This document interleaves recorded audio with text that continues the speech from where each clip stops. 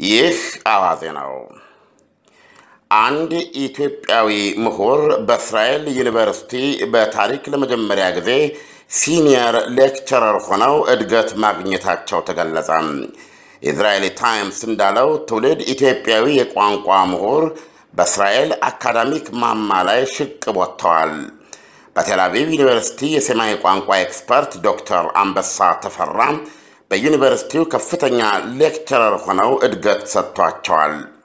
ባለፈው ሰኔ ወር ለዚህ ሙያዊ መርታ ያበቁት ዶክተር አንበሳ ዕድሜያቸው በአምሳዎቹ የመጀመሪያ አጋማሽ ውስጥ የሚገኝ ትሁት፣ በቀላሉ ተግባቢና የቋንቋ ተሰጥኦ የታደሉ መሆናቸውን ይናገራል። ወደ ሀገረ እስራኤል በኢትዮጵያ አቆጣጠር 1982 የገቡትና ሲመጡም በአዲስ አበባ ዩኒቨርሲቲ በቋንቋዎች ጥናት በማስተርስ ዲግሪ ባለቤት የነበሩት ዶክተር አንበሳ ከ1985 ጀምሮ በኢትዮጵያ አቆጣጠር እዚህ በእስራኤል ሀገር በተለያየ ደረጃ የኢትዮጵያን ቋንቋዎች ሲያስተምሩ ቆይተዋል። የዚህ ብቃታቸውና ጥረታቸው መቋጫ ሆኖ የቋንቋ ምሁሩ ባለፈው ሰኔ ወር ሲኒየር ሌክቸረር ደረጃ ተሰጥቷቸዋል በቴል አቪቭ ዩኒቨርሲቲ። በእስራኤል ሲኒየር ሌክቸረር ማለት በአሜሪካ አሶሺየት ፕሮፌሰር የሚለው ተመጣጣኝ ነው። በአማርኛ ተባባሪ ፕሮፌሰር እንደማለት። ምሁሩ በቢሮአቸው ለጋዜጠኞች በሰጡት መግለጫ ይህ ለኢትዮጵያውያን ሁላችን አንድ አይነት መሸጋገር ነው ብለውታል። የኢትዮጵያ እስራኤሎች በአገሪቱ ሁለንተናዊ ሕይወት ውስጥ የተዋሃደ ዜጋ ለመሆን በሚያደርጉት ጥረት ምሁሩ እንዳሉት ይህ የመጀመሪያ እርምጃ ነው። የዶክተር አንበሳ እድገት በቅርቡ የአንድ ኢትዮጵያ እስራኤላዊ ወታደር የፖሊስ ድብደባን ተከትሎም ተከታታይ የጸረ ዘረኛነት ትዕይንተ ህዝቦች በኢትዮጵያውያን ከተካሄዱ በኋላ እየተደረገ ነው። ዩኒቨርሲቲው ከዚህ ጋር አያይዞ በሰጠው መግለጫ የቋንቋ ምሁሩ ዶክተር አንበሳ አድማሱ ለተባባሪ ፕሮፌሰር መብቃት ብቸኛው ምክንያት የምሁሩ ምሁራዊ ምጥቀት ብቻ ነው። ፕሮፌሰር ኤያል ዚሳር በቴል አቪቭ ዩኒቨርሲቲ ሂዩማኒቲስ ፋካልቲ ዲን ሲናገሩ ዩኒቨርሲቲው በሀገረ እስራኤል ከሚገኙ አቻዎቹ መካከል ኢትዮጵያዊ የቀለም ቀንዲል ያካተተ ብቸኛ በመሆኑ ይኮራል ብለዋል። ዶክተር አንበሳ በዩኒቨርሲቲው ግዕዝ፣ አማርኛና ሲዳምኛ ቋንቋን ያስተምራሉ። የአማርኛ አወቃቀር ከሂብሩ ሙሉ በሙሉ የተለየና የጽሑፍ ዘዴውም ጥንታዊና ልዩ ቢሆንም ከዕብራይስጥ ወይም ከሂብሩ ጋር ግን የሚያመሳስሉት ነገሮች አሉት በማለት ለምሳሌ ደምና አይን የሚሉ ቃላት በሁለቱም ተመሳሳይ መሆናቸውን ይናገራሉ።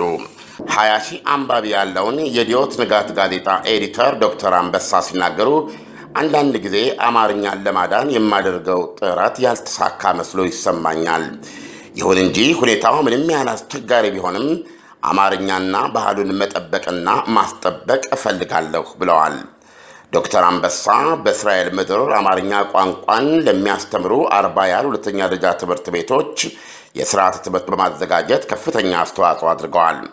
ከእሳቸው ሲኒየር ሌክቸረር ሆኖ መመረጥ ተነስቶ ሰማያዊ ምሁር የበለጠ አቅም በተቀዳጁበት በአሁኑ ጊዜም በእስራኤል ምድር አማርኛ ቋንቋ ያብባል እንጂ ይቀጭጫል ብሎ አዋዜ በፍጹም አያምንም፣ ሊሆንም አይገባም። ከዚህ አንጻር ምሁሩ በዚህ ረገድ ተከታታይ ምሁሮችን በማፍራትና በቋንቋው ላይ ትልቅ ፍቅር እንዲፈጠር በማድረግ አማርኛን በእስራኤል ምድር እኩል የሚነገር ልሳን እንደሚያደርጉት ትልቅ ተስፋ አለው።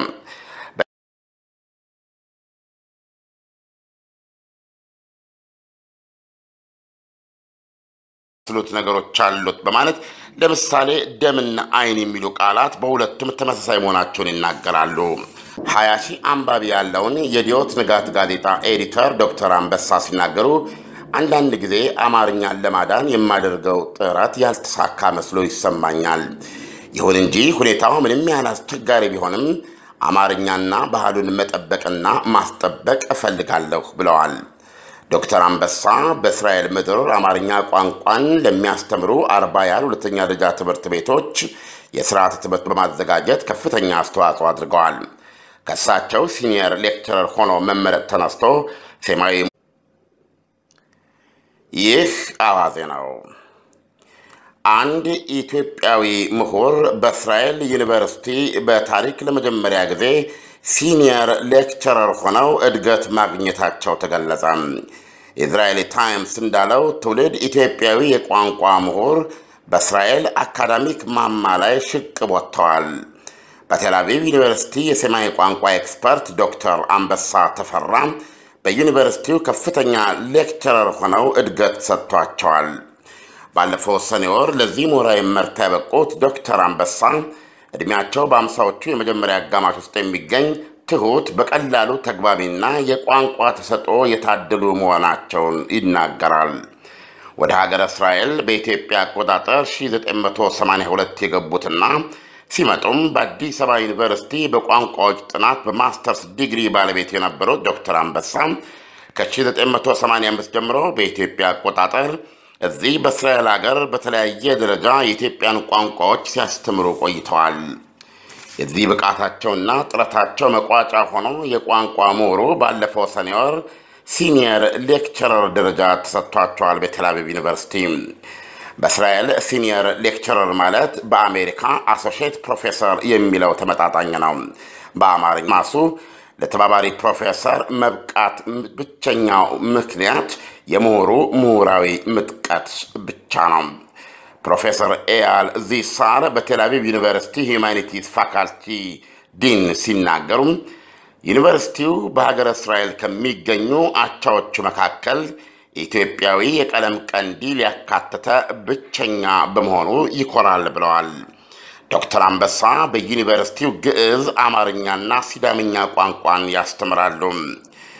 የአማርኛ አወቃቀር ከሂብሩ ሙሉ በሙሉ የተለየና የጽሑፍ ዘዴውም ጥንታዊና ልዩ ቢሆንም ከዕብራይስጥ ወይም ከሂብሩ ጋር ግን የሚያመሳስኛ ተባባሪ ፕሮፌሰር እንደማለት።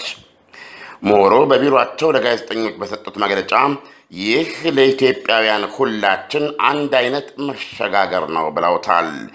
የኢትዮጵያ እስራኤሎች በአገሪቱ ሁለንተናዊ ሕይወት ውስጥ የተዋሃደ ዜጋ ለመሆን በሚያደርጉት ጥረት ምሁሩ እንዳሉት ይህ የመጀመሪያ እርምጃ ነው። የዶክተር አንበሳ እድገት በቅርቡ የአንድ ኢትዮጵያ እስራኤላዊ ወታደር የፖሊስ ድብደባን ተከትሎም ተከታታይ የጸረ ዘረኛነት ትዕይንተ ህዝቦች በኢትዮጵያውያን ከተካሄዱ በኋላ እየተደረገ ነው። ዩኒቨርሲቲው ከዚህ ጋር አያይዞ በሰጠው መግለጫ የቋንቋ ምሁሩ ዶክተር አንበሳ